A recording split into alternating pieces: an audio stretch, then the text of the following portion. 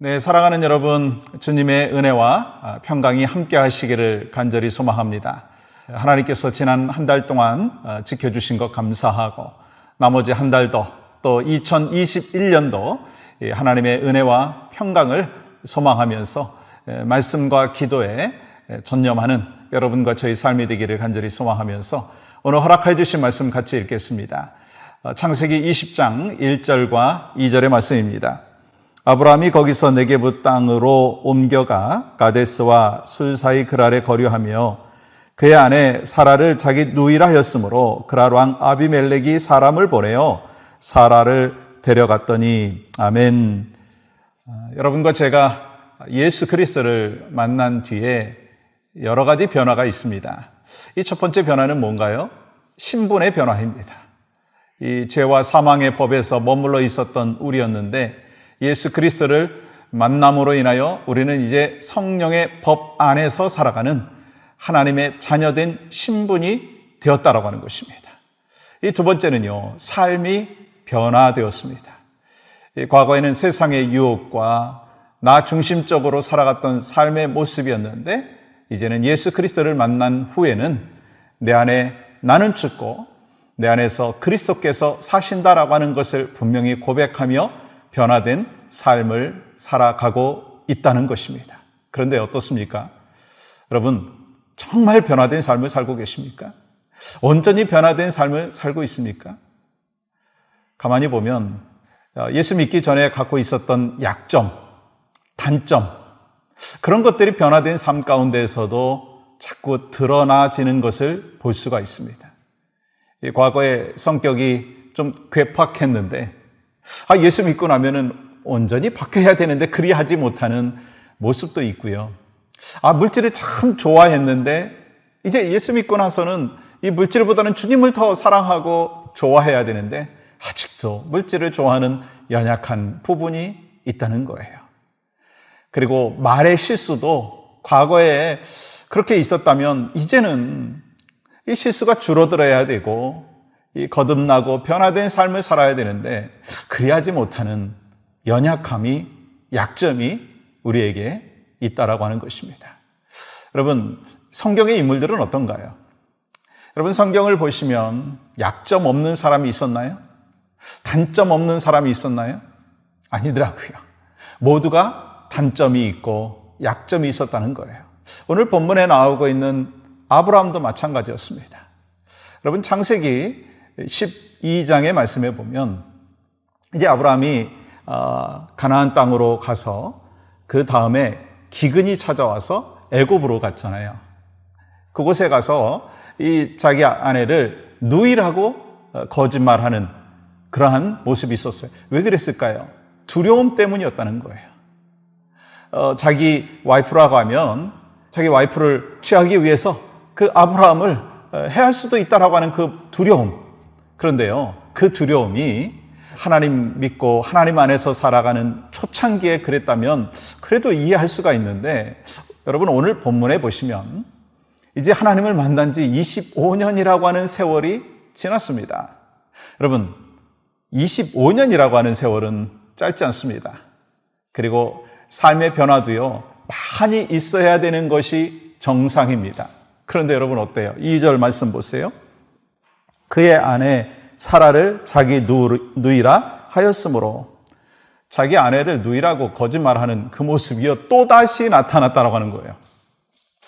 여러분, 그렇다면 왜 하나님께서는 이 아브라함의 약점을 좀 이렇게 감춰도 되잖아요. 믿음의 조상인데 그러면 왜 이거를 그냥 드러내느냐라고 하는 거예요. 아니, 믿음의 조상 정도 되면 약점 없이 정말 의로운 모습, 거룩한 모습으로 우리에게 표현해 주시고 말씀해 주실 수도 있는데 왜 약점을 드러내면서까지도 그의 삶의 모습을 성경 속에 기록했느냐라고 하는 것입니다. 하나님께서는요, 이 말씀을 통해서 우리에게 주시는 메시지는 이 땅의 사람은 그 누구도 약점 없는 사람 없다는 거예요. 그 누구도 단점 없는 사람이 없다는 거예요. 이 단점을 통해서, 약점을 통해서 하나님의 선하신 뜻이 있다라고 하는 것을 말씀하는 거예요. 이 사도 바울을 보세요. 이 사도 바울이 그의 병으로 인해서 고생 많이 했잖아요. 그래서 하나님 앞에 계속해서 부르짖고 기도했습니다. 근데 하나님께서 나중에 이 바울에게 이런 깨달음을 주시는 걸 볼 수 있지 않습니까? 고린도후서 12장 7절 보세요. 너무 자만하지 않게 하시려고 내 육체에 가시 곧 사탄의 사자를 주셨으니 이는 나를 쳐서 너무 자만하지 않게 하려 하심이라. 이 약점을 주신 이유가 뭐라고요? 교만하지 않게 하기 위해서다라고 하는 거예요. 여러분과 저도 약점 있잖아요. 저만 있나요? 여러분도 있으시죠? 저도 제 약점을 보면서, 단점을 보면서 이런 단점 갖고 목회를 할 수 있나? 해야 되나? 그런 생각이 종종 들 때가 있습니다. 여러분 어떠세요? 아니, 이런 약점을 갖고 내가 어떻게 신앙생활을 해? 내가 어떻게 직분을 받고 섬기고 봉사해? 라고 질문하실 수도 있습니다. 그런데요, 하나님은 이런 약점 있는, 단점 있는 여러분과 저를 사용하신다는 거예요. 누구를 통해서 할 수 있어요? 아브라함 보세요. 두려움이라고 하는 그 약점이 하나님 믿고 난 뒤에 바로 당시만 있었던 것이 아니라 25년이라고 하는 세월, 이 정말 이 언약을 받고 또 하나님의 사람으로 굳건하게 세워진 그 삶의 모습 가운데에도 약점이 드러나는 거예요. 근데 결국 하나님께서는 이 약점을 통해서 우리에게 깨닫게 해주시는 것이 있어요. 하나님을 더 의존하게 하신다는 거예요. 주님 앞에 나의 약점을 맡기면서 주님, 내가 이렇게 연약한 존재입니다. 그리하면서 다시 무릎을 꿇는 거예요. 다시 십자가 앞으로 가는 거예요. 우리가 아무리 신앙생활을 오래 했다 할지라도 또 어떤 직분을 받았다 한다 할지라도 아니 과거에 어떤 신앙의 업적을 갖고 있다 한다 할지라도 지금 우리는 약점 때문에 넘어질 수 있는 존재입니다. 그리고 그 약점을 향하여서 사탄은요, 우는 사자와 같이 덤벼든다는 거예요. 그렇기 때문에 우리는 깨어 있어야 합니다. 결국 하나님은 우리에게 약점까지도 품어주시고 또 덮어주시고 그 약점 있는 우리를 사용하여 주시는 은혜가 있다고 하는 거예요. 그러니까 우리가 땡스기빙 지나면서 여러분 감사는 그때만 있는 것이 아니고 계속해서 있어야 돼요. 어떤 감사가 있어야 되겠습니까? 약점 있는 나 같은 존재를 하나님이 부르시고 사용하고 계시는 은혜, 그 은혜를 우리 10년 가운데 늘 간직하고 또한 하나님께서 자만하지 않게 하기 위해서 우리에게 약점까지도 허락하여 주시고 그것을 품어주시는 하나님의 은혜, 그것이 바로 여러분과 저의 10년 가운데 있기를 간절히 소망합니다. 그렇다면 나만 그렇게 약점 있는 것을 보면서 내 자신을 하나님이 받아주시는 것에서 그치지 아니하고 나도 그 약점을 인정하고 또 마찬가지잖아요. 우리 여러분 주변에 있는 배우자도 될 수 있고 또 우리 성도들도 될 수 있고 또 직장에서 같이 일하는 사람들도 될 수 있고 아니 목회자인 저도 될 수 있죠. 약점 있는 것을 덮어주고 또 위에서 기도해주고 그러면서 이 하나님의 은혜와 풍성한 감사와 감격이 우리 땡스기빙 지난 후에 지금도 갖고 있고 또 앞으로도 계속해서 이 하나님 앞에 감사와 영광을 올려드리는 여러분과 저의 삶이 되기를 간절히 소망합니다. 하나님은 약점까지도 덮어주시고 감싸주시고 활용하셔서 나를 사용하여 주시는 은혜의 하나님이십니다. 오늘도 그 은혜 가운데 풍성한 삶이 바로 여러분과 저의 삶의 모습 가운데 있기를 주님의 이름으로 간절히 축복합니다.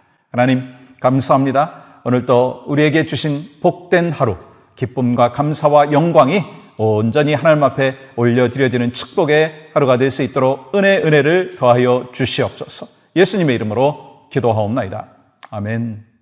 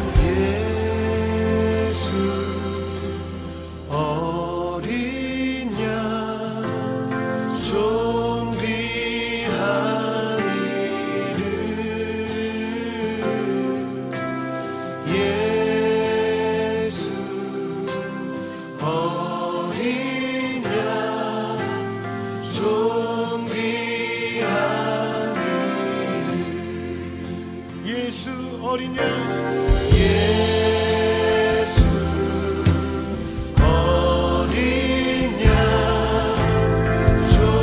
존귀한 이름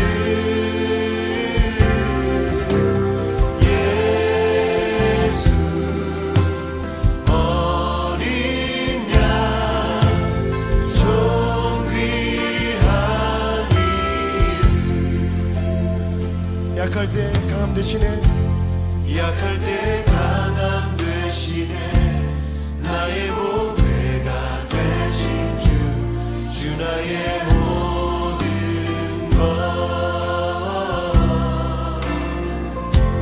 주 안에 있는 보물을 나는 포기할 수 없네 주 나의 모든 것 십자가 죄 사셨네 십자가